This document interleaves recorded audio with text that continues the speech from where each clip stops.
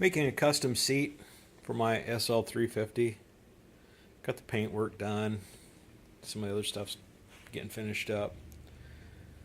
But decided to make a seat for it. Well, I started out with a cardboard cutout, the approximate size.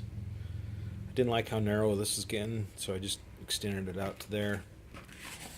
Laid that on top of a piece of plywood, and I cut that to fit.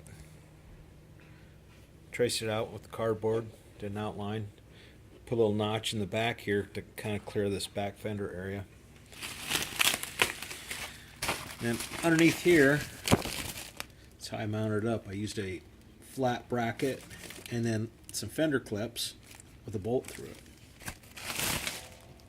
Next step, I covered it up with fiberglass, and I got a little metal piece underneath here that holds the tank in.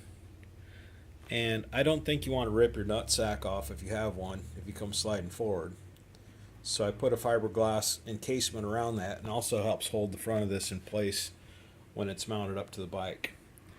I'm going to trim around this edge here so that I've got something to mount my cover to.